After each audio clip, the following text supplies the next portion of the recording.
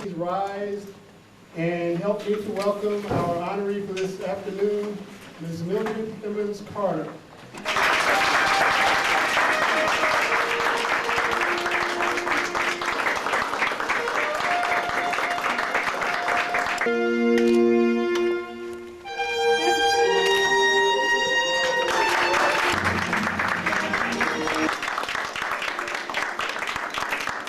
At this time, I have my father, Liston Garfield.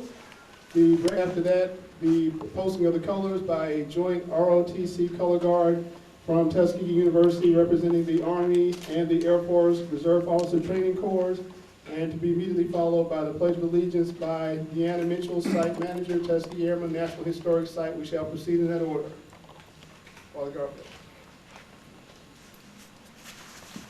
It is so great that God's people are honoring Mildred Hemmons Carter at this time, to give her her flowers now, because she is a child of God. And we go to him now as we ask his blessing upon this occasion. Let us pray.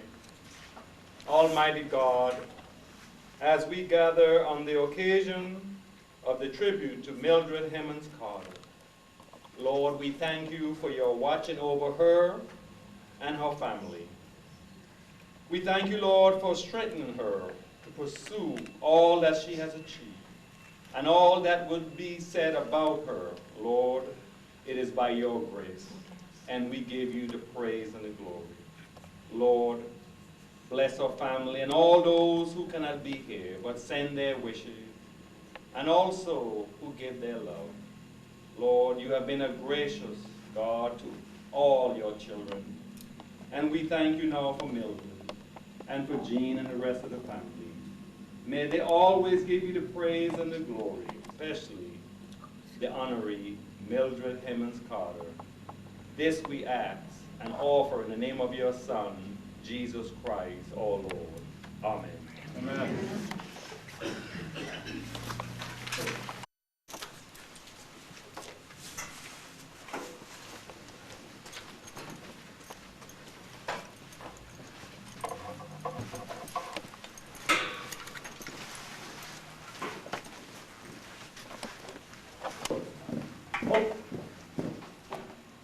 Right. Peace. Post. Ghost.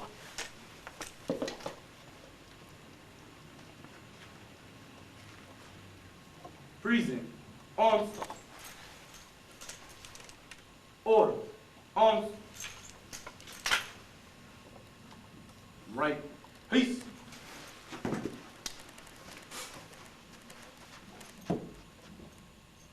Forward. Hutch.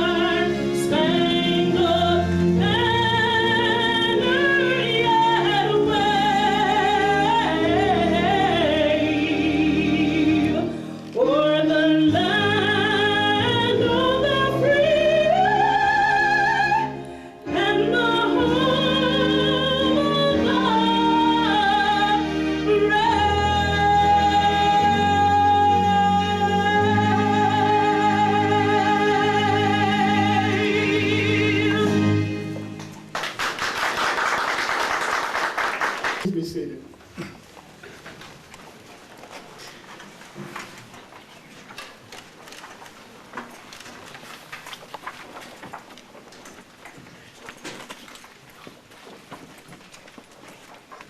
me give my audio-visual guru back there a minute to get his camera remounted, then we can continue. This is a call for station identification. You know, after a rendition of the Star Spangled Banner like that, my inclination is to say play ball, but you know, I have to kind of shut myself, remind myself why we're here today.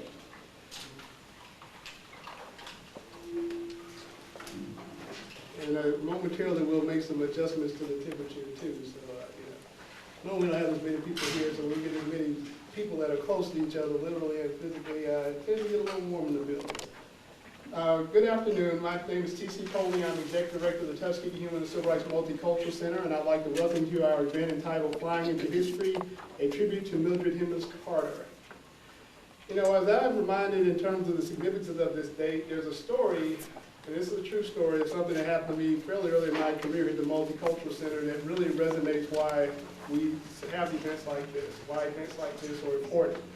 One day I was in the process of packing up my car. Most people know I carry 2 or 3 bags of material in and out every day. And as I was putting my bags in the trunk of my car, a young lady walked by. She looked at the building. She said, "Oh, what is that?"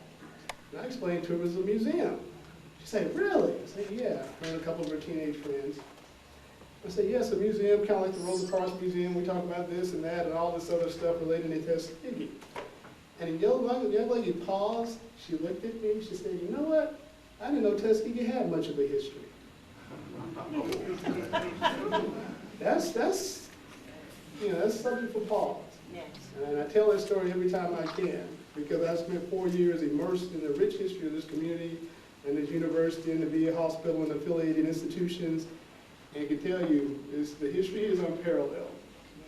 And our challenge is not only to study the history, but to convey the history, to tell the history, and to honor those people that have made the history. And that is why we're here today, to honor Ms. Mildred Hemmons Carter.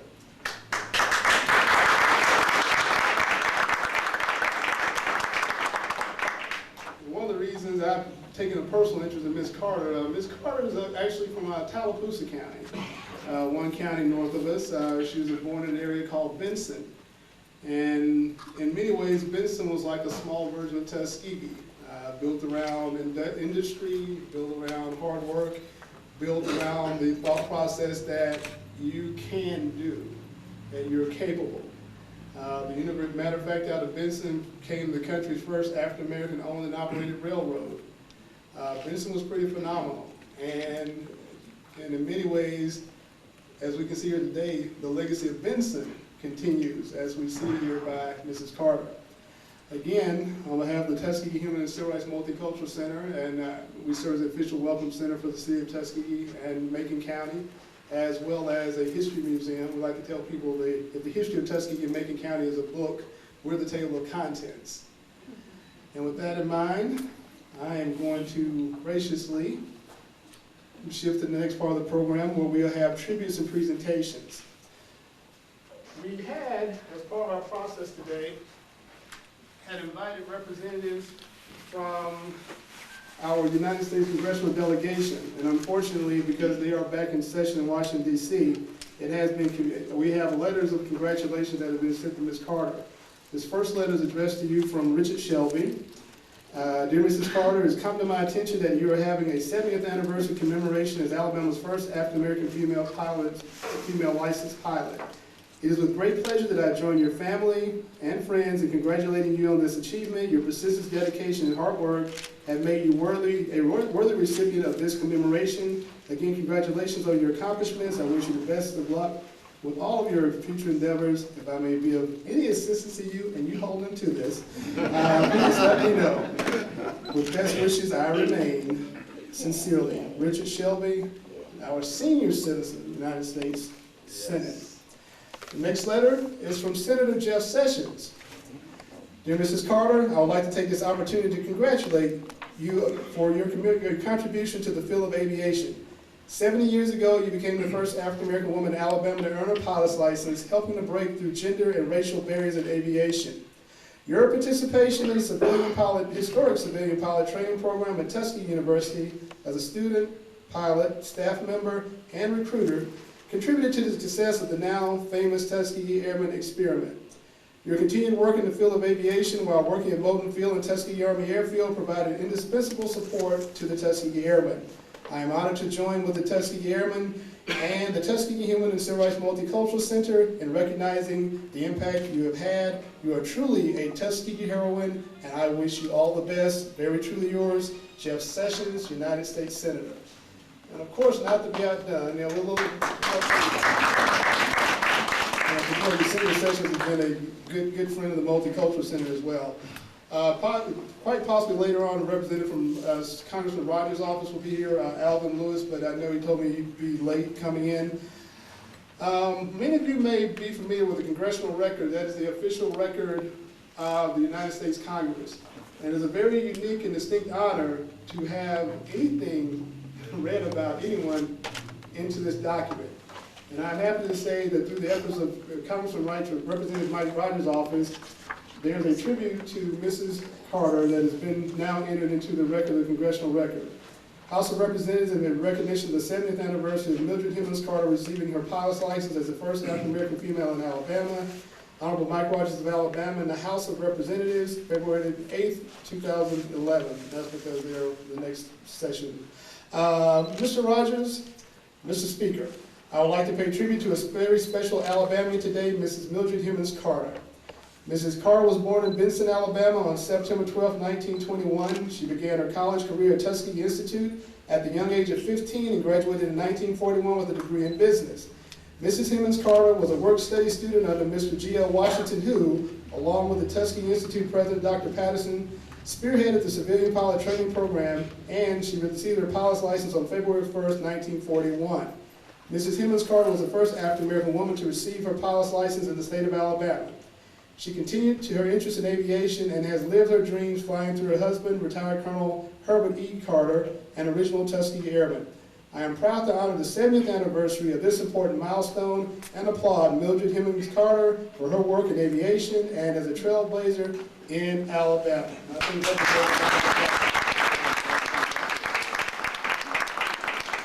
especially after I was told that after the recent changes in Congress that they were, for the most part, not doing congressional record entries anymore, so for you to be included is quite a compliment.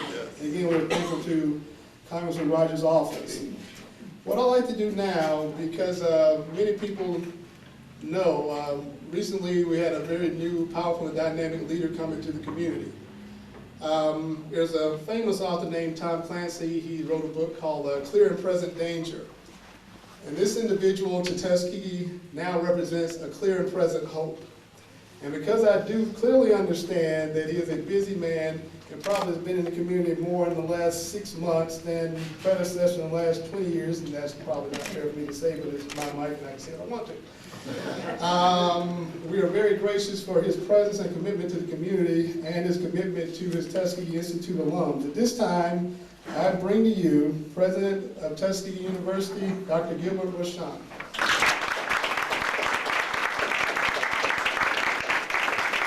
Thank you very much for the gracious welcome. And it was during my recent inauguration ceremony that I was very privileged to present in absentia the Booker T. Washington Legacy Award to Ms. Carter, and in person to our beloved husband, Lieutenant Colonel Herbert Carter. So now they each have a matched pair to put on their mantelpiece. But I could not resist the opportunity to come and in person greet our honoree, since I didn't have the privilege of seeing her then. But I do want to reiterate the fact that Tuskegee University is very proud to have such an illustrious alumna, and we are delighted to be able to come today in order to express that pride and that gratitude. On my way here, I ran into a young woman who was a high school senior from Atlanta, who was here with her parents, and she was introduced and said that she's presently working on her pilot's license, and that she plans to enter Tuskegee University in the fall, majoring in aerospace engineering.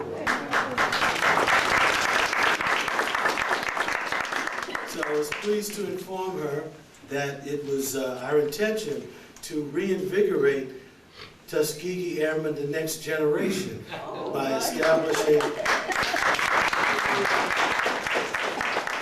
reestablishing pilot training and aircraft maintenance training as part of the curriculum, and moreover, to inform her that we currently have a grant from the North Atlantic Treaty Organization, NATO, Signs for Peace, to establish 2 remote sensing ground stations at the partner universities in Morocco. And thereafter, it is our intention to seek funding to establish real-time satellite remote sensing ground stations at Tuskegee University.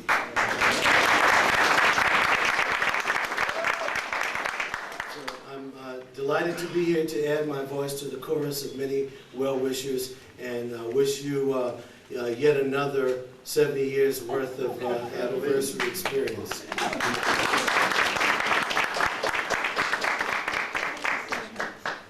Thank you, Dr. Roshan, for taking time out of your schedule. We're really feel very fortunate to have you as part of the community leadership, and are looking forward to great things from you in the future, and very excited about the great things we've seen thus far.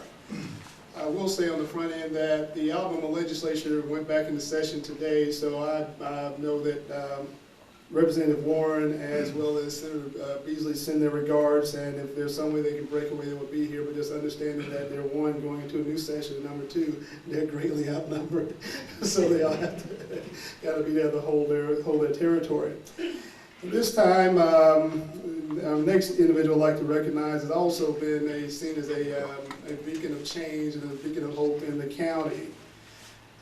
Since I've been here, I remember, actually, he doesn't remember this, but I met him actually at the George Washington Carver Festival the year he was campaigning, talking about his plans for Tuskegee and Macon County, what he wanted to do, and at that time was a very enthusiastic individual, and got elected and has been a breath of fresh air in county government. At this time, I'd like to bring forth Macon County Commission Chairman, Mr. Lewis Maxwell. First and foremost, I would like to thank God for allowing me this opportunity to share this activity today, because truly, truly, I can feel His presence in this place. I remember in 1975, my first job at Tuskegee University, of course. I was a young person right out of grad school, afraid, not knowing what I was going to do. And I was offered a job as Director of Veteran Affairs at Tuskegee University. In fact, the very first program they had. And my supervisor was Colonel Carter. I'll never forget that. Who made me so comfortable. And one day, this lovely lady that came in, well, actually, our office was in the nursing home.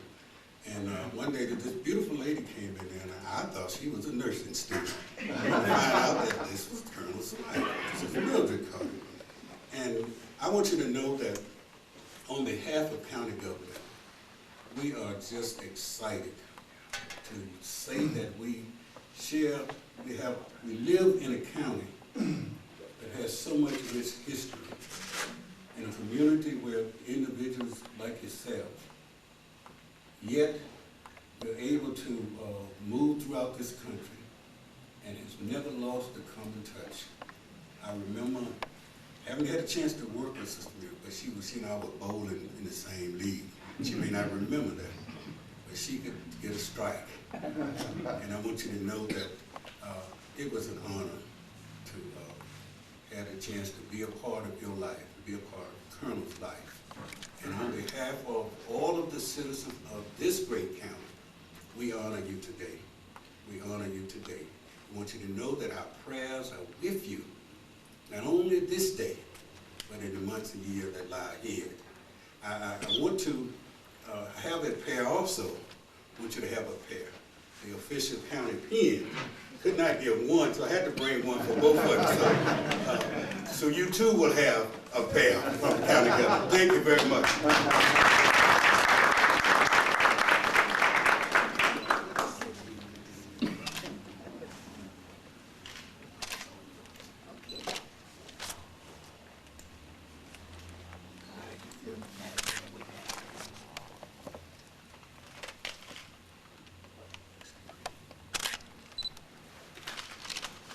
Definitely my friend Colonel Carter, a dynamic duo.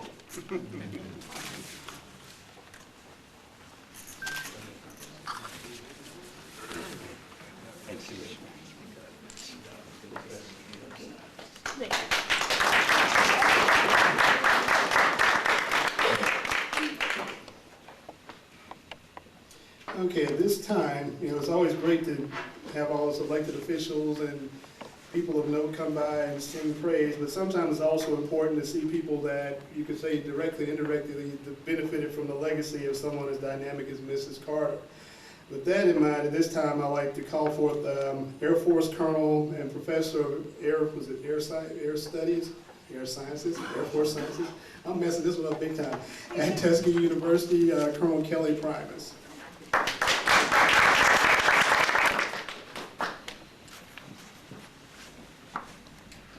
Thank you very much. This is a great honor to be here today to make a tribute to Miss Carter. Of course, for Colonel Carter, I would not be wearing this uniform. I would not have this rank on my shoulder without Colonel Carter and Mrs. Carter and all the Tuskegee Airmen that are here today, because you guys made me become who I am just by showing up.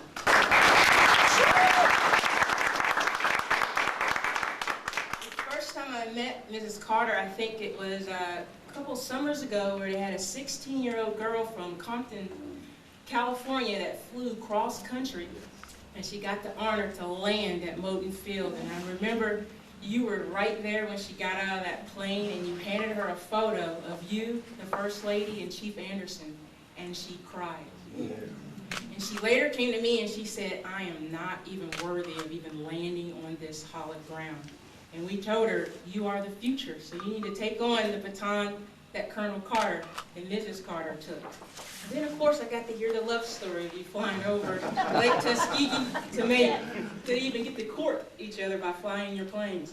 And so that was just great, just to spend a few minutes with you to see living history. And I really appreciate today for allowing our color guards to come and just to be here today. So thank you very much.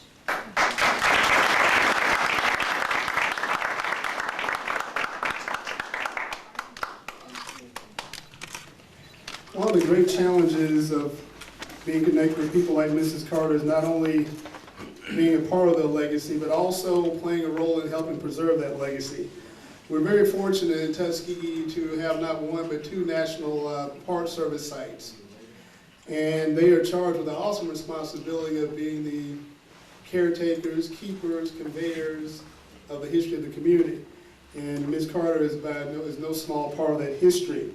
And at this time, with that in mind, I'd like to call our relatively new National Park Service Superintendent, Ms. Sandy Taylor, to come and do their This is really an honor, and Mrs. Carter, you have really, your life has been an example for women to know that yes, we can have it all. So congratulations on your 70th anniversary, and some of us may never really celebrate 70 years of anything. But your accomplishments inspire us to do more, to give more, and to love more. This month, which is so appropriate for us to use you as our icon, the month of February, the month that has Black history in it, and also Valentine's Day. I understand that you have been so dedicated to your craft, and you're a testament for all of us, young women and older women, as we help to mature our families and support them, that even as the National Park Service tries to preserve the story for future generations so that they will understand that it doesn't matter how tough it is right now, that life hasn't always been this easy. Through your personal dedication, your support of your friends and family, we too will continue to preserve your story. I talked to Deanna a little bit this afternoon, and she gave me a couple of things that I'd like to kind of share with everyone. I understand that you and Chief Anderson were the ones who spotted the current property at Moton Field, from an aerial view, of course, for the primary training base to be constructed there. Wow.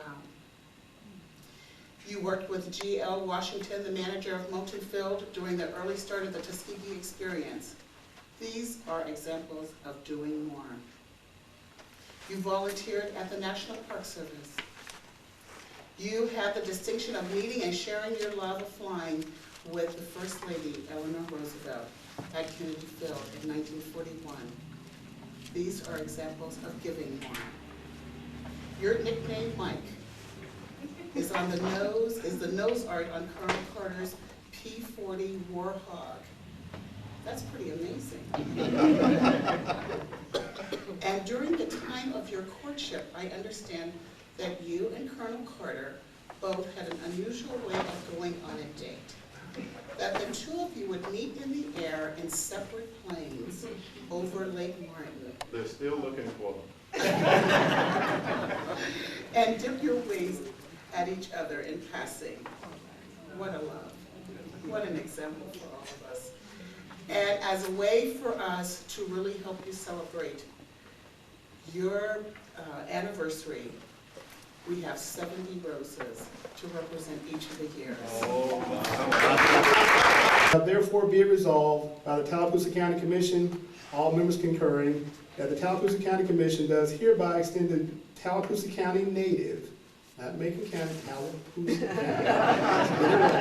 County, native Mildred Hemmons Carter, congratulations on the 70th anniversary of receiving a pilot's license, and be it further resolved that February the 1st, 2001 is declared Mildred Hemmons Carter Day in Tallapoosa County, done this the 11th day of January 2011 by the Tallapoosa County Commission, Blake C. Beck, Administrator, Thomas L. Coley, Jr., Chairman.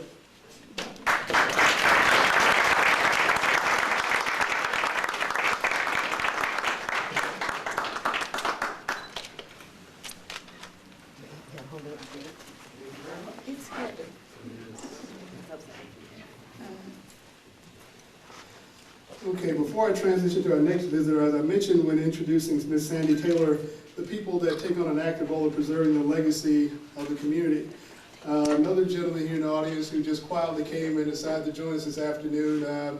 His family recently acquired the property where it was once the Tuskegee Army Airfield site. And I must say the property is probably in better condition than it's been in the last, I'd say 50 to 60 years. They've gone in, they've cleared the roadways, they've removed a lot of the trash and debris, and they're just doing a substantial job. I think sure the federal government, I don't know if anybody else could have come in and done a better job, and actually because of the nature of federal bureaucracy, the federal government couldn't have done it either. Sorry folks, y'all will get me for that later. But I'd like to recognize Mr. Stinson Slauson, if you just kind of wave to the audience there. Anytime your historic properties and sites end up in private ownership, you hope and pray that they end up in the hands of someone that is very responsible. We've been very fortunate in that regard. At this time, you cannot have a public event in Tuskegee and highlight and pay tribute to anyone without this individual. Not only was he historic when he was elected the first African-American mayor of Tuskegee back in 1970, and had a two almost 3-decade run as mayor. Also, subsequently, would have gone on to become a member of the United States of the state of Alabama House of Representatives, one of the first African Americans to run for a statewide office when he ran for auditor some years ago, and was subject of some rather underhanded politics. At this time, I would like to bring forth to you the founder of the World Conference of Mayors, Mr. Johnny Ford.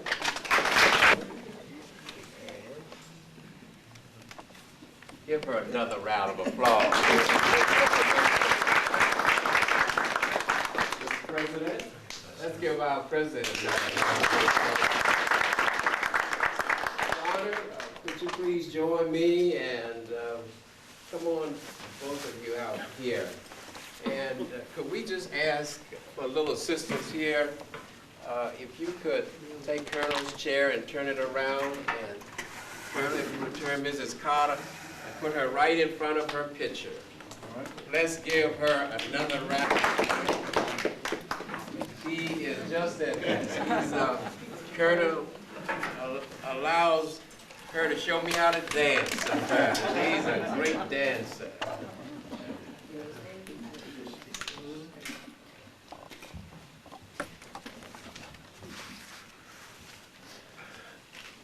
The great poet Leopold Senghor, Colonel, a former president, great artist, said in his poem La Femme Noire, which means the black woman. In essence, he said that the black woman was the mother of civilization, because we all know where civilization emanated, from Africa. Colonel, on May 5th, when you all pulled out at Chihal, you were sent to North Africa, to Morocco. You said goodbye to your lovely Mildred and boarded a train on to New York, and then across the Atlantic Ocean, landed at Casablanca, took a slow train across North Africa, Morocco, and that's where it started, their career in Africa. I know how much you respect Africa, so it is my honor on this 77th year celebration of your becoming the first African-American female licensed pilot in the state of Alabama, on behalf of the World Conference of Mayors, including mayors in Africa and France, whom you fought for, we present to you La Femme Noire, the black woman. Just as Chief Alfred Anderson, Colonel Lewis, was a father of African-American military aviation, who taught Chief Anderson, and so Chief Anderson who taught Colonel Carter, and so many other Tuskegee airmen to fly, Chappie James, B.O. Davis, and yes, you, lovely Mildred Carter. He even taught me to fly. Just as Chief Anderson was the father of African-American aviation, military aviation, today I want you to all stand and salute the mother of African-American aviation as far as women are concerned in the great state of Alabama, Mrs. Mildred Carter, and we present to you the Femme Noire. This portrait has been on display at City Hall and in the office of the World Conference of Mayors, Le Bureau Office Mondial des Mayors. Let's give her another round of applause. Now it may be on display in your living room.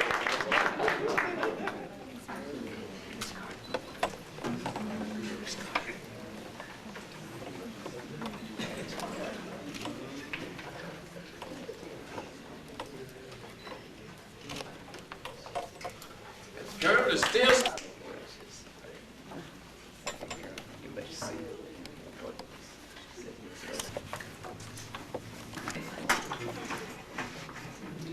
Okay, at this time, I know it's probably unfair to ask anybody to go up to their presentation. However, I'm going to endeavor to do so. Recently, as many of you know, I did a new addition to the aviation family in Tuskegee has been the presence of Golden Eagle Aviation. A young gentleman there that's serving as the director we've worked with from time to time, and as I see him going around the corner there to grab what he was going to grab, which means I got to filibuster a few more seconds. And they are working to take a more active role in doing what they can to help extend the aviation legacy here in Tuskegee. So at this time, I'm going to ask Mr. Sylvester Williams to come forth and make a brief presentation. Mrs. Carter, on behalf of Golden Eagle Aviation and Dr. William Winston, we present you with this token of our appreciation for everything that you've done for the general aviation. And my understanding is both is your service. Yes. Thank you, guys. Ms. Carter as well.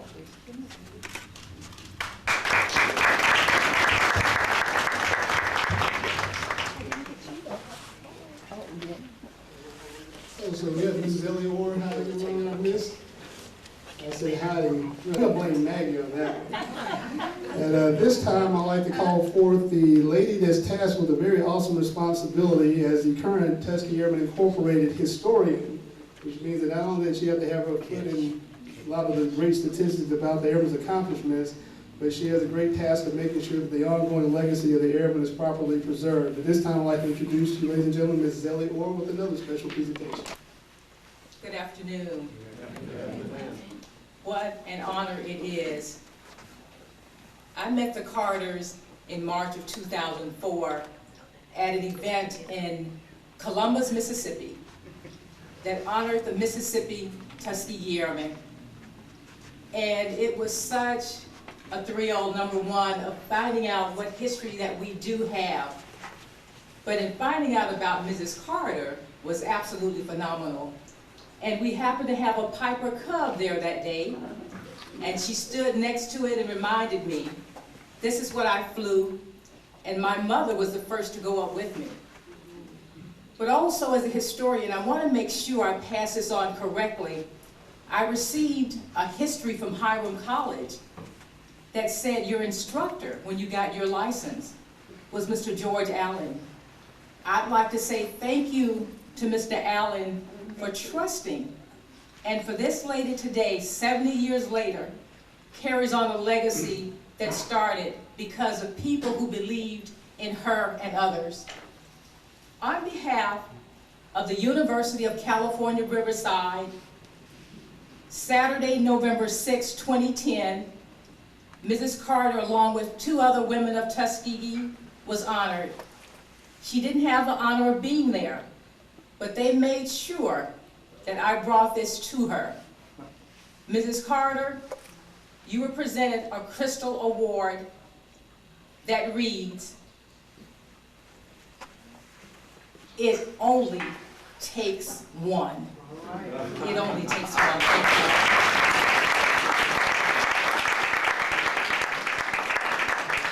So this is on behalf of the University of California, Riverside, and the Smith Family Concerned Citizens Cultural Foundation for Minority Affairs, Educational Women, and Black History Research. Thank you for a legacy that we will always be proud of.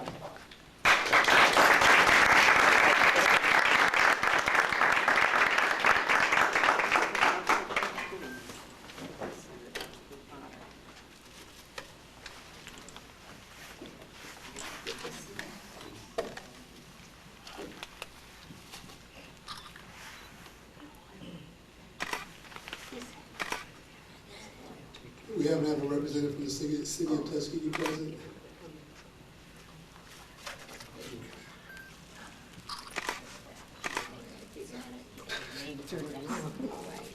While we're properly awarding Ms. Carter her recognition, I'd also like to acknowledge another guest in the audience, Dr. Carl Marbury. He serves as a member of the board of directors for the Tuskegee Human Rights Multicultural Center, one of the founding directors of the National Center for the Study of African American Culture and Civil Rights at Alabama State University. And as germane to this event, was one of the people at the forefront for the efforts to preserve Moton Field and Tuskegee Army Airfield. Dr. Marbury, we just kind of wave and thank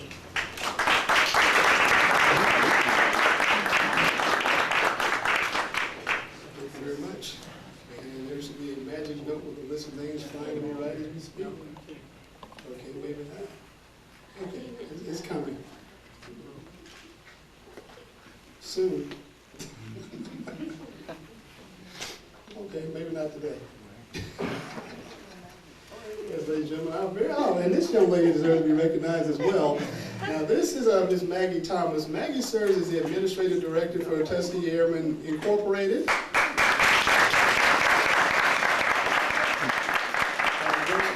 Volunteered and played a critical role in putting together this event. As you know, this event is co-sponsored by Tuskegee Human Rights Multicultural Center and Tuskegee Airmen Incorporated, the Tuskegee chapter. And Maggie has been in our building for the last several months, so we're going to hate to see you go when that time comes when you move on to bigger and better digs. That's the important. And we're really glad to have you. At this time, we have representatives from the Tuskegee Airmen chapter in Atlanta that will be making a special presentation, Ms. Carter. So at this time, I'd like to call our representatives from the Tuskegee Airmen chapter, Samuel A. Jones, Lou Jenkins, and Leroy Ely. Okay, I have to, that's why I did it. Yes, sir. I see at least one of them was back here a few weeks ago when we had the overview of the plans for Hangar 2. And Mr. Ely also has the distinction of being one of the dodos, as we like to call them. The dodos, he's an original. All originals.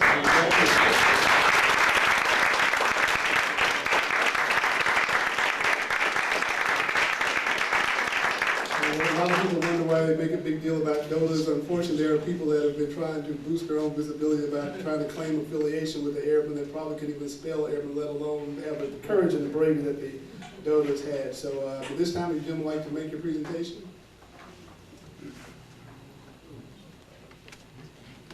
That was a presentation. Okay, very good. Okay, I believe I've got through our myriad of presenters and honorees, and even Dr. Rashawn had to graciously leave. I almost made her wait till the end, but I knew better to do that. I want to stay on Dr. Rashawn's good side. At this time, I'd like to move on to the next item in the program, which is a sneak preview of an upcoming book that the last time I heard was entitled Fly As You Like. Really interesting story. A young lady named Gloria Renfro was working here at the center through our AmeriCorps Vista volunteer, and through her, I became aware of a young lady named Keisha Tafari. Keisha, as I became aware, had actually begun research on a book, a children's book, about Mrs. Carter. And you know, I couldn't bring you out in this kind of weather and not throw a couple extra surprises in here for you. And called Keisha once we began to pull this together to ask would she, how far along was the book and that type of thing, and would she be willing to come down and read some excerpts from the book to Mrs. Carter to the crowd to let them know that a book preserving her legacy was on the way. And I see Keisha's all poised and ready to go as she cuts her eyes at me. As she gives me that nod of approval. So at this time, I'd like to ask Ms. Keisha Tafari to come up and share with us about her experiences of putting together the book, Fly As You Like. Good afternoon. I am more than honored to be here today. This is a very historical moment for all of us. I want to thank you, TC, for thinking of me and inviting me down and giving me this opportunity to share a work in progress. I want to piggyback a little bit off of what TC said earlier when he opened the program, and he talked about meeting a young lady on the street who wasn't aware of the Multicultural Center, wasn't aware of the history of Tuskegee, and of course, all of us were shocked, like, how could you say such a thing? A few years ago, I decided that I wanted to write children's books on historical events in Alabama, because I was working in the school system and also in the Birmingham Public Library. I'm from Birmingham. I was working in the Birmingham City School System, the Birmingham Public Library, and a lot of our children don't know our history, period, whether it's Alabama, American, or African. And to me, that's a pity.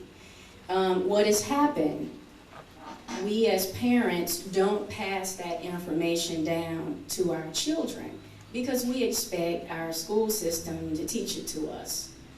And we know that's not going to happen. You know, German Americans, they pass their history down to their children. Jews pass their history down to their children. They don't wait on the government or the school system to pass that knowledge down to their children. And we have the same responsibility to our kids. Yes. Otherwise, our history will be lost. Because you can build, you know, multicultural centers and museums, but it's our kids who are going to have to continue to keep these multicultural centers and museums going. Now, I understand that a lot of parents within my generation, you know, we don't have the passion to go out and learn about our history. Fortunately for me, I had parents who were, you know, witnessed the civil rights movement. I had a parent that was interested in African history, and all of that was poured down upon me as a child, and I held on to that and continued to study and learn. And I want the same for kids today. Otherwise, they'll continue to get lost in hip-hop and all this other stuff. But I'm going to get off my soapbox in a minute. So I say this today to let you know that this is my purpose. This is why I chose to write a book about Mildred Hemmons Carter. I did not wake up and go, oh, I think I'll write a book on the first black woman to get her pilot's license. I did not have a clue who that was. I just happened to be talking to somebody because I was working on a book related to Birmingham history, and she said, you know what, you've got to do a book on a woman named Mildred Hemmons Carter. And I said, who in the world is that? And she told me, and I was like, oh my God, you gotta be kidding me. And she said, I think I know a way you can get in contact with her. So I sat down with Miss Carter a few years ago, I'll admit, and interviewed her and began crafting this book. So it is a children's book. It's biographical, and I'll be honest with you, it's somewhat fictional. Because in our generation today, when it comes to grabbing our children's attention, we have competition with the media. You've got video, you've got rap music, you've got music videos, but you know, also video games and all of that. You've got to figure out how to get their attention. So a children's book with illustrations and pictures, that was my approach to try to grab a child's attention so that they can get this information and to be not only entertained, but also educated. So, the first excerpt I'm going to read to you is the beginning of the book. And in speaking of passing down your knowledge and your history to your children, in this book I actually have a granddaughter, fictional granddaughter, where Mildred you know, shares her story with a child.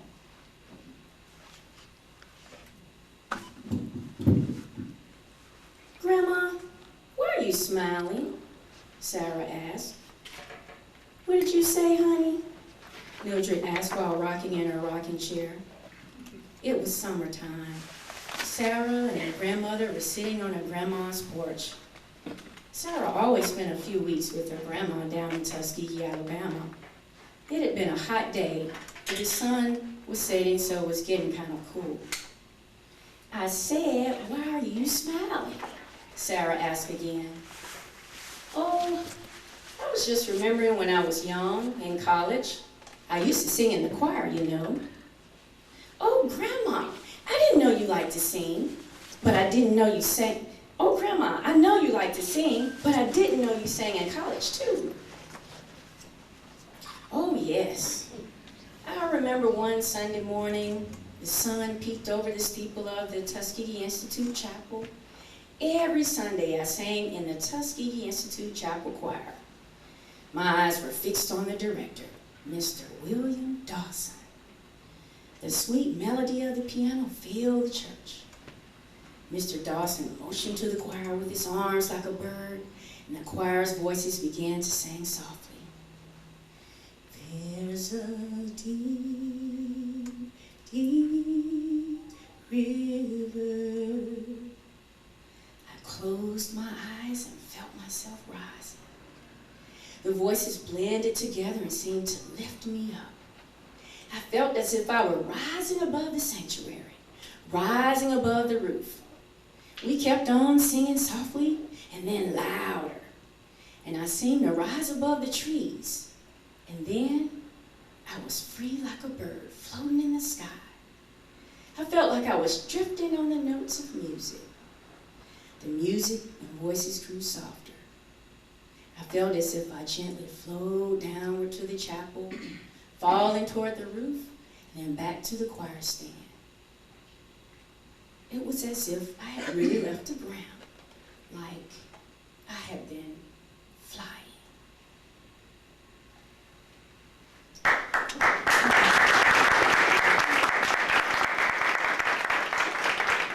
Well, we've already, Mr. George Allen's name has come up several times, and so I'm glad that that has happened, because my next excerpt focuses on Mildred after she's flown around with Mr. Allen for quite some time, and then she gets a pleasant surprise. Actually, when I was writing this, I'll tell you briefly, Tuskegee has a sort of memorial event. Is it every year? I'm sorry? Memorial Day Tuskegee Fly-In. Did you all hear that? Memorial Day Tuskegee Fly-In. And I came down with my two sons. I have a 15 and 16-year-old, and we came down to fly in a plane. And that was my first time flying in a plane of that size. I'll go on to say, I was talking to Colonel Jenkins earlier. He works with the space camp in Huntsville. I'm sorry, Colonel Lewis, sorry. And I currently live in Huntsville, and they have a event every year where you get to fly a plane. Not really fly a plane, but you know, you have an instructor, you get to put your hands on the wheel, and I got a chance to do that, and I was like, this must be what Miss Carter felt like when she was flying. You know, it's a really different experience, you know, and you feel like you have a fourth dimension that you're working with, so I thought about her when I was doing that. Just wanted to share that real quick. Okay. Mr. Allen didn't wait another minute. Let's get in and fly a little bit, Mr. Allen said. My heart fluttered. I was taking my first flight in an airplane. The engine roared and the propeller hummed. Mr. Allen turned a few switches on the control panel. I sat in the back seat, ready for takeoff. At first, the plane seemed to move in slow motion, like a boat floating out the harbor. Gradually, as the plane taxied on the field, the plane began to pick up speed. My heart was racing, and the plane was rushing forward. I knew what would happen next. I felt a slight jerk in my seat, and then we were floating in the air. Higher and higher the plane went. I looked down below. The trees had gotten small, and the farms and fields looked like square patches on a quilt. Each patch had its own design and pattern spread out for many miles. As the plane roamed the town sky, I recognized many places. The chapel, the school of business, and my house. Flying in an airplane was more than I had ever imagined.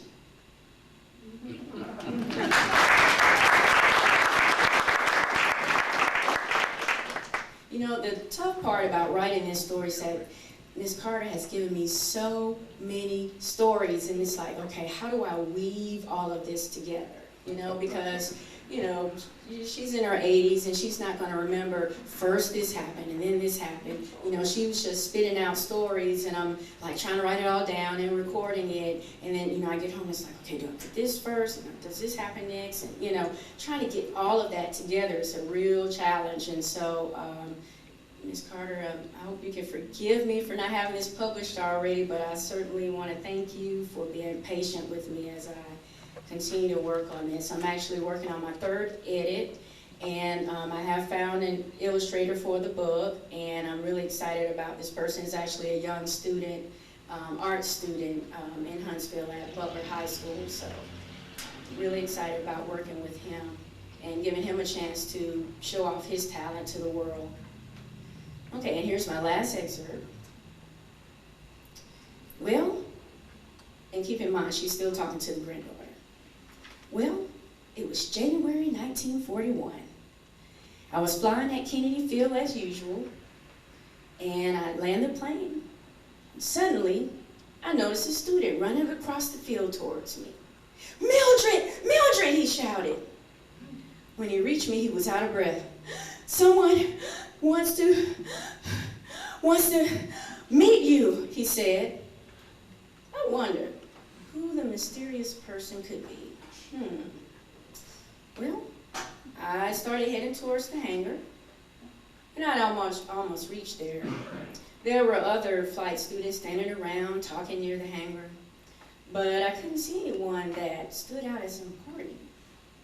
But then someone caught my eye.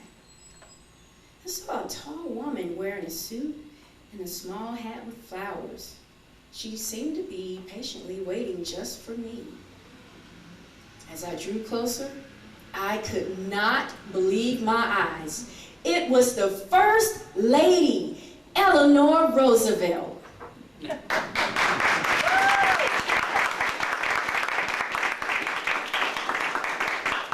Thank you so much. And I want to close by saying, I heard, I can't remember which official it was, government official that you're reading from, and said, you know, Mildred Hemmons Carter's continued to live her dream out throughout her husband. And I'm sorry, I have to correct that. That's not totally true. She told me that she continued to fly with Chief Anderson. She had was it a silver Cessna? I know it was a Cessna, I can't remember the color. But she continued to do that as long as she could. So what I really cherish about this story is that you had a dream, and even though there was racism and discrimination against women, you did not give up. You did not sit down and feel sorry for yourself and say the world was against you and give up doing what you were most passionate about. You continue to fly, and that is a tremendous example to me that no matter what my dreams are, as I encounter obstacles and setbacks, I'm not going to give up. I have a dream, and I'm going to keep moving forward on that. And I just want to thank you for setting that example for me personally, and I love you. I listened to Keisha's remarks and talking about dreams. The song Black Butterfly was playing as many of you were coming in, and there's a line in that song that really resonates and I think ties everything together. It talks about the fact that a dream conceived in truth shall not die. And if we really take everything that Keisha talked about in terms of the obstacles that Ms. Carter would have faced during that time period and beyond, the reality is that your dream was based in truth, and it did not die, and you achieved it. And I would arguably say that the truth that many of the great dreams that we talk about here at the Center and beyond are the truth of what Tuskegee stood for and what it symbolized. A place where people could go and stretch beyond the racism and the limitations of racism, sexism, and those things of the time period, and really reach and strive to reach their full potential. And we do believe that Ms. Carter, through her example and what she did here at Tuskegee, I bet she didn't have a second thought about it. Oh, I'm female and I'm black, and why am I doing this? No, that was the Tuskegee movement, where dreams came true. Where excellence wasn't something you talked about, it's what people lived. Where the best of the best and the brightest of the brightest came, and if they didn't come, they wish they were here. And I believe those days are upon us again. With that being said, for all the people that can sing the praises of Mildred Carter and can tell snippets and parts of the story, things of that nature, there's only one individual that is uniquely qualified for the next item on our order of ceremonies. There's only one human being on the planet that I know that could be considered the walking, talking chronicle of all things related to Tuskegee Airmen, aviation, and all little offshoots, ancillary connected activities and what have you in this day and age. So at this time I call to tell us the Mildred Hemmons Carter story, Colonel Roosevelt Lewis, United States Air Force, retired, even though he may be retired, but every time you turn around, he's got a group of not enlisted officers out here out at Moulton Field telling them the airman stories. So in many ways, he may be retired at other level, but other levels he would never retire. Colonel Lewis, the floor is yours. Contact. Contact. Brakes. Brakes. Clear prop. Clear prop.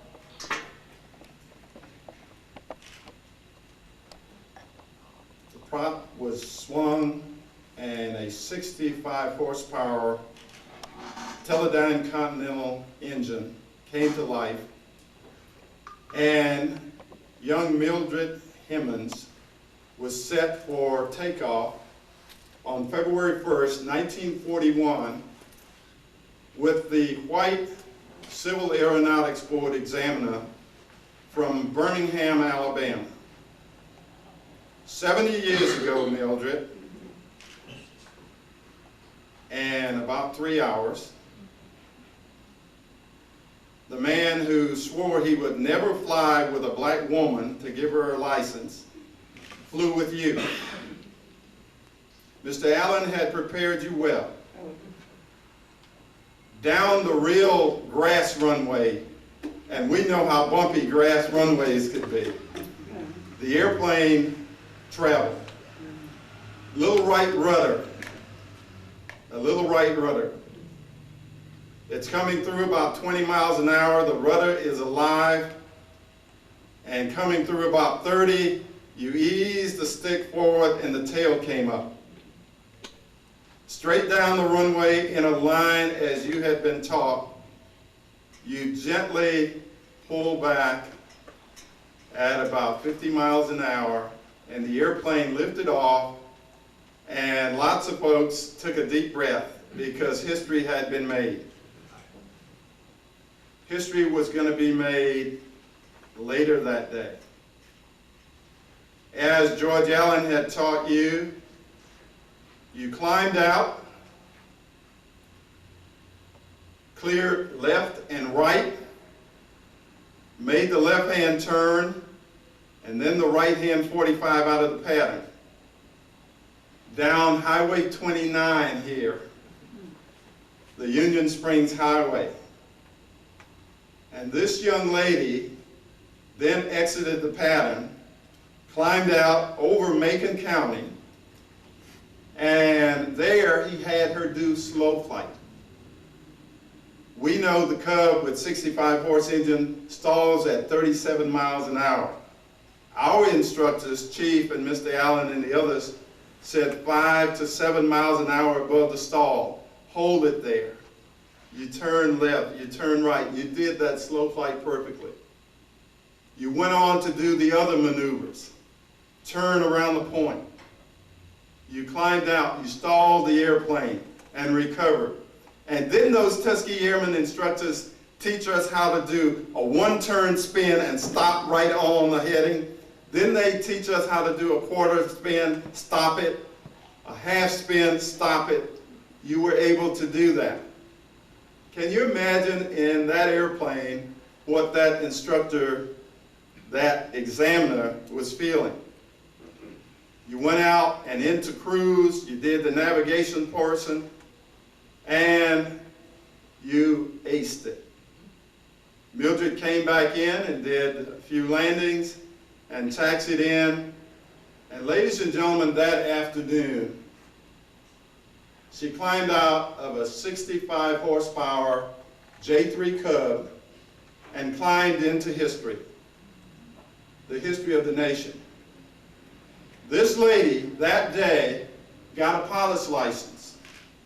We very conservatively say that Mildred was the first black female in Alabama to get a license.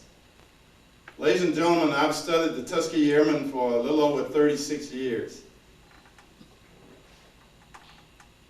There is nowhere in my research I can find another black female who got a license in 1941 or before that.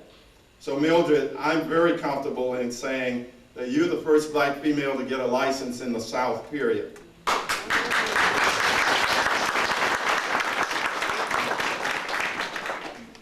Mildred Louise Hemmons. You've heard so much of her today.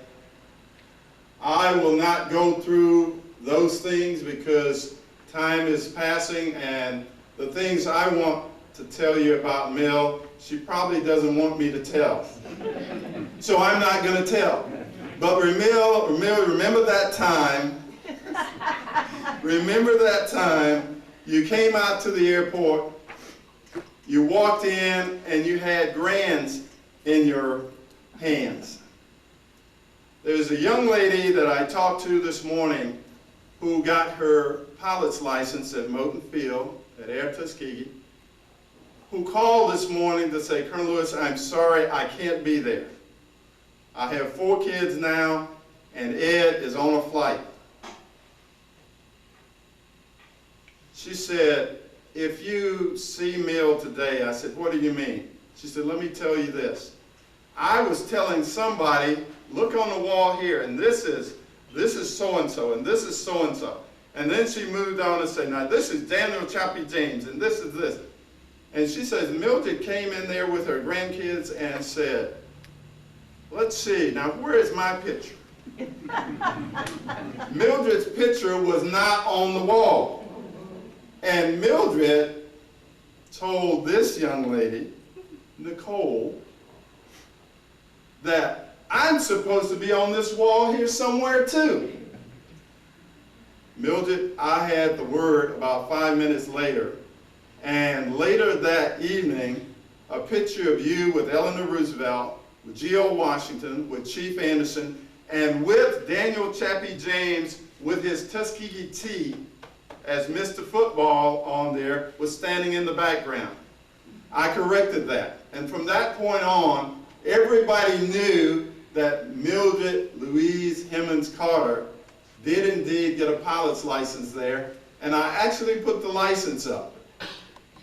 Now, many times during the 19 years I ran the airport and took thousands of people up and down that hallway, I never ever would mention Mildred's age, because at the fly-in one day, I mentioned that, and Mildred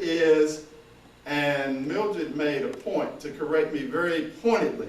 I have never mentioned her age again, only that she graduated from Tuskegee in business. Never mind. Ladies and gentlemen, you did not get a degree in business back when Mildred went to school. Not a female.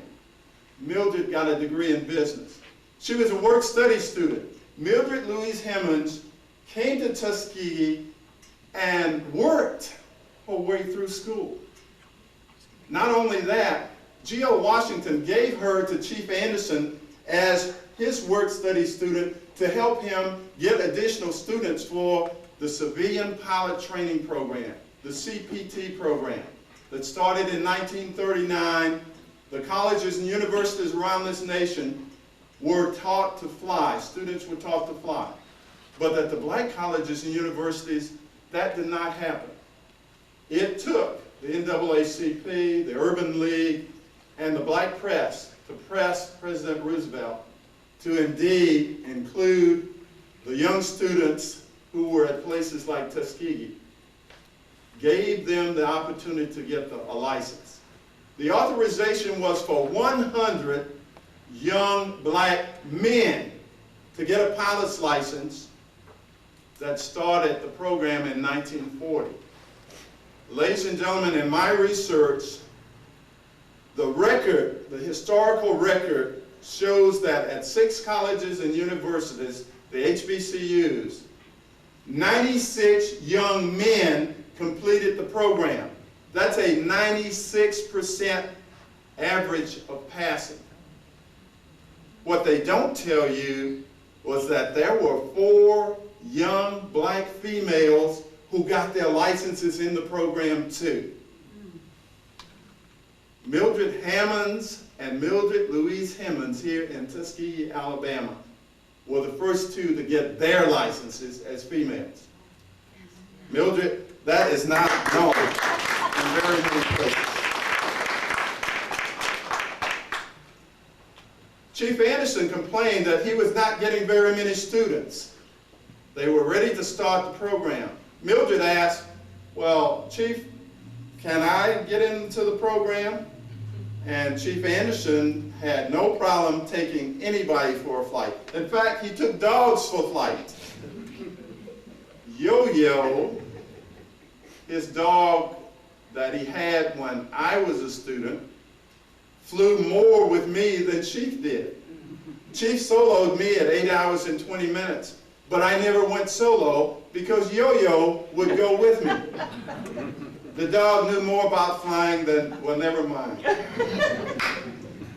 But Mildred asked Chief if she could join the program. Indeed, Mildred did join the program. And when word got around campus that Mildred, a female, is in the program, the line got very long. I'm sorry, ROTC guys, but you were not the first ones to get in line at Tuskegee. To have a young, beautiful lady like that leading the way as an example was truly a boost for the CPT program at Tuskegee. You had the big football player, Mr. Football, Daniel Chappie James, an all-conference tackle, and you had the good-looking guys, even Herbert Eugene Carter, and you had all of these guys competing for stick time.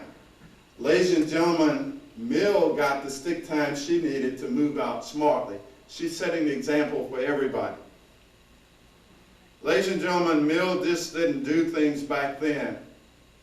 She penned Herbert Eugene Carter. And as has already been told today, they used to call each other on the phone. Colonel Carter would initiate it. Mill, meet me over Lake Martin in the morning at 10 o'clock. I have an airplane that I'm holding back. I'm going to do a flight check on it. You see, Herbert Eugene Carter was the maintenance engineering officer, the director of maintenance for the Tuskegee Airmen. Mill would get in the Cub, the Piper Cub, climb out, and she would fly out over Lake Martin. And this handsome young lieutenant would fly the T-6 sometimes other airplanes, but you know, he was going to be an ace and all of that. And there are times, and not many folks know this, but he was feeling his oats and he wanted to show Mill how good he was. He would dive in underneath her airplane from behind. She would not see him. He would pull up and roll his airplane in front of her airplane and have her in the prop wash. Mill wouldn't speak to him for a week. Ladies and gentlemen, as a guy who had 5 Pentagon jobs, that's misuse of government property. And I'm here to tell you that Mill, as a concession, I've talked to the Pentagon and they're going to let you go this time. No longer will they be after you to get their money back from those dates out over Lake Martin. Ladies and gentlemen, Colonel and Mrs. Carter have been a true example, not only for this community, but for the United States Air Force. They were the lead the force guys when it came to being officers and an officer wife in the military. This elegant young lady, the wife of Herbert E. Carter, traveled all over. They served in Germany, where he was the maintenance engineering officer to get the German Air Force after the war squared away and on a democratic operation. And Mildred did things that officer wives do. Mildred acted as the senior officer wife and indeed had officer wives club meetings and what have you. And that was something that just was not done in that day. Mildred changed that because of her gracious nature, her leadership, and the beautiful person that she is. Let's come back to Tuskegee now. As a young 16-year-old freshman, I came to Tuskegee ready to change the world as the next Dr. George Washington Carver research scientist. I was a chemistry major. I went through ROTC, and the man who commissioned me is sitting there. Wow. He pinned me and said, "Lieutenant Lewis, go forward and replace me in the Air Force." I remember those words to this day. And I said, "Yes, sir." In our Huntley Brinkley presentations around the country and around the world, he has also commented, "He replaced me too well." But ladies and gentlemen, Mildred supported this man who was this Air Force officer responsible for the Tuskegee Airman aircraft. He could not have done the job that he did if he did not have that support at home. Let me tell you that this man did something that is not allowed in the United States military today. He was the aircraft maintenance officer that gave the famous Tuskegee Airmen good airplanes to go up to do what they did. If they had not had the absolutely fantastic airplanes that were airworthy, they would not have been able to achieve the record that they achieved. On the other hand, ladies and gentlemen, he also flew 77 combat missions while he was overseas. They were not easy combat missions. Today, you cannot be a combat pilot and an aircraft maintenance officer. He is one of the reasons why the Tuskegee Airmen succeeded so well, though. Because on his shoulders, B.O. Davis Jr. rested and trusted that he was going to get good aircraft. Now back to Mill. Mill, you have indeed been an example for all of us. I mentioned Nicole this morning, but there's another young lady who called me last night. She is an aerospace engineer with Boeing in Jackson, Mississippi now, and she is the structural engineer for the repairs on the C-17 aircraft. Crystal Harris from Atlanta. You remember Crystal? She told me to give you her best, and she said, quote unquote, "Tell those guys that I love them." We all did. Crystal came in after getting her license, landed at the airfield, and ended up meeting some other Tuskegee Airmen. And we took the airplane and flew around the field and spread the first ashes of a Tuskegee Airman instructor for the first time at Moton Field. She witnessed that. You all witnessed that. We have another individual today, as I close, who left here at Tuskegee with an aerospace engineering degree, but she also is from Tuscaloosa, got a scholarship to space camp as a youngster. Her grades went vertical after going through space camp, and she finished in aerospace engineering here, started in the graduate program, and then got called by NASA.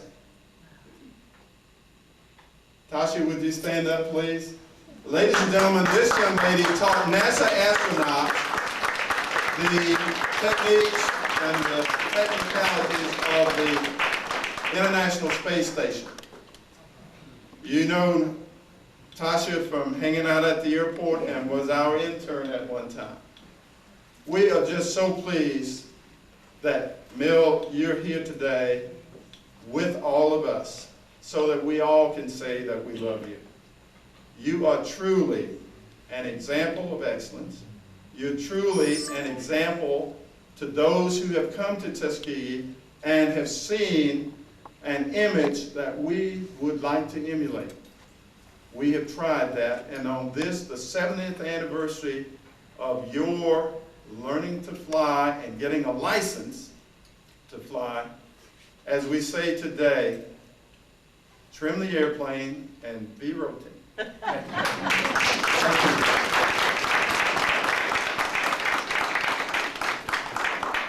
Now, did I disappoint? I said there was no one else better qualified to tell? No, not at all.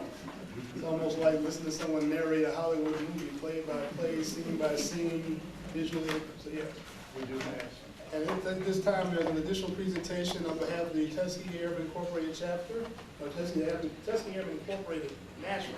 I'm sorry. Ladies and gentlemen, everybody likes to recognize excellence, true excellence. And Mill, from the Tuskegee Airmen Incorporated, on behalf of our President, General Leon Johnson, who could not be with you today, but truly wanted us to give you this. We have an absolutely beautiful plaque for you.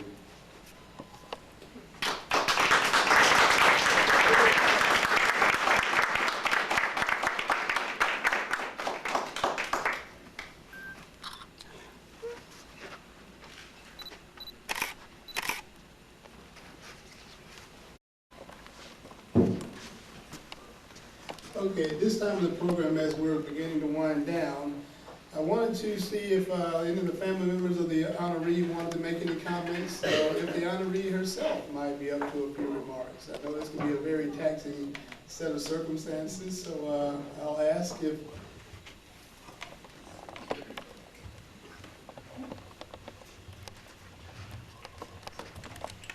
This is unbelievable.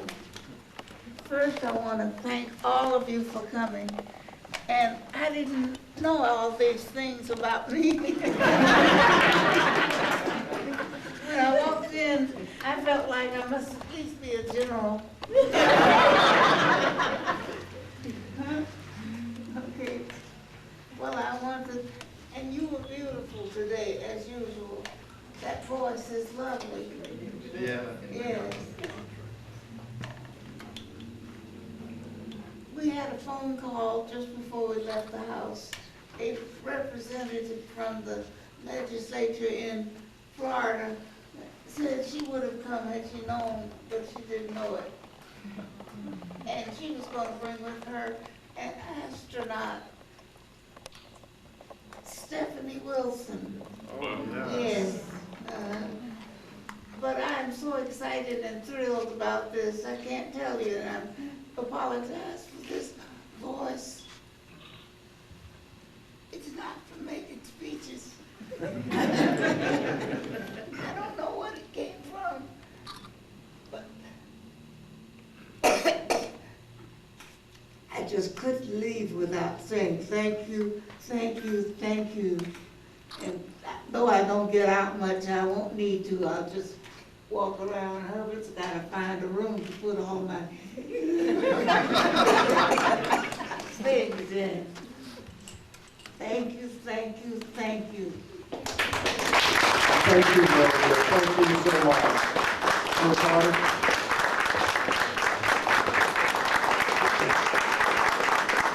I've been a wingman to this young lady Tuck you in tight. for the last 68 years. All right, all right. And we have had a wonderful time in aviation. Her greatest could get me the F-22. They took her on a personal tour of it, and she says, "That's what I want to fly." I've enjoyed these moments and your appreciation for what she's done. It'll be a little hard out at Bulls Avenue after this, but I know the position of a private in the colonel's house, and that I will live. Thank you. I only have one thing to say. How would you like to be me?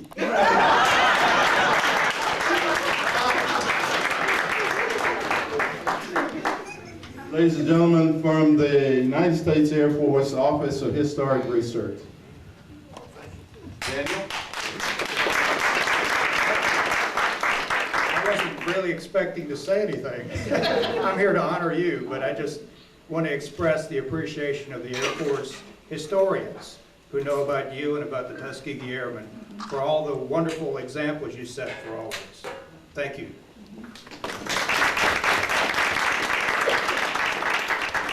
Anyone else, ladies and gentlemen? Thank you so very much. Thank you, sir. As we come to this, one in particular, as you know, we talked about 2008, during the Tuskegee Airmen National Historic Site grand opening, came down with Airman Rusty Burns, and we had the opportunity to establish a great relationship. And during that time, we managed to, right before that, introduced him to Colonel Carter, and he did a really great piece of art about featuring Colonel Carter. And as we continued to talk, he said, oh, you know, I told him the story. He said, oh, okay, well, you know, I'm writing a book about Tuskegee Airmen and aviation and African American women aviators. So you know what? Maybe I should do a piece on Mrs. Carter.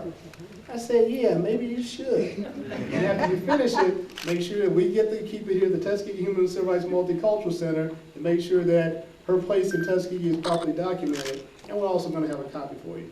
So at this time, I'd like to unveil to you in honor of the 70th anniversary of Mrs. Carter's historic flight.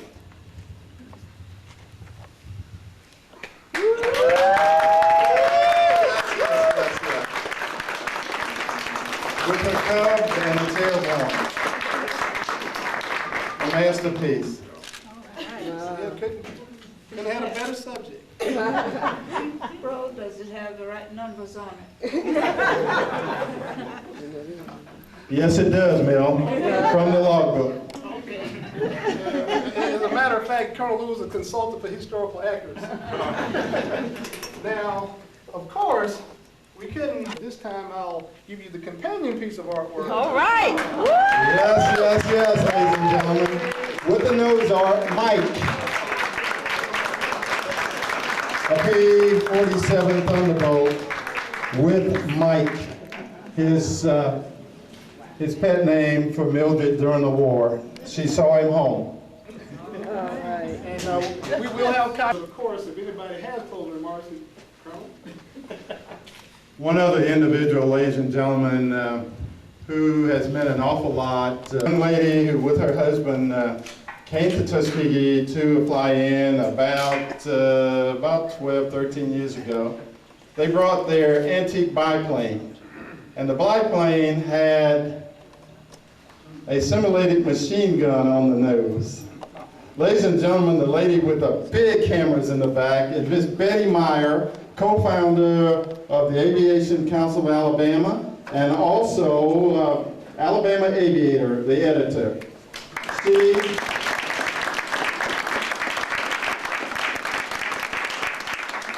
She and Colonel Carter and Mildred and her husband Richard made high-speed passes over Moton Field with a machine gun going. And you can imagine guys from Southeast Asia like me diving for a ditch. But what great fun, and you brought that airplane in, and Mill not only has flown in that airplane with you, and she remembers that, tells that story, but Mill has flown in the PT-17, the T6, a 600 horsepower T6 that they flew over at the Tuskegee Army Airfield.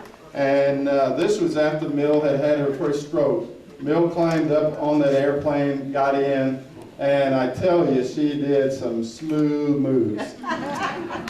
Thank you so much, ladies and gentlemen, for coming today. 70 days after, 70 years after her original examiner's flight that gave her the pilot's license. Mel, we love you. Thank you, Colonel, sir. At this time, after we conclude, we'll actually, the table around the corner that we set up for Colonel and Mrs. Carter, so if you want to take pictures and things of that nature, we're going to just kind of move her to a little more, I call it The work I know you've been doing, and I know you're glad that this is over. But I was going to tell you, I'll come anytime you call me. Well, thank you. That attracted this woman out, in addition to her great work. So. And at this time, we're going to ask. Let us stand. As Colonel Carter and Mildred's priest and pastor, I want to say to all of you, you all are a blessing. This means so much to them. As I visit them in the home, it will mean so much. You all are a blessing to them. And thank you for taking this time, all of you, to honor them on this day. And now, The peace of God, which passeth all understanding, keep your hearts and minds in the knowledge and love of God and of his Son, Jesus Christ, our Lord. And the blessing of God Almighty, the Father, the Son, and the Holy Spirit be upon you and all those you love, this day and forevermore. Amen. Amen.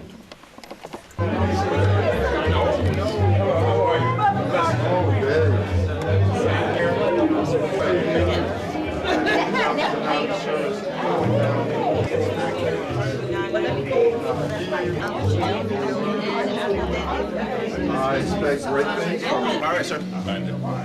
Yeah, that's her mom. Francis from Phoenix City. What's your name again? Sylvester. Sylvester. And he was so mad. He said, "You don't introduce me to my people." And he kept looking at me like, I got to go back to work. But he has been so good. Thank you. Go back to work. Thank you so much. Okay, Miss Eleanor. You take care. See, I know you're trying to hold on to my phone. Get my phone. You're hostage.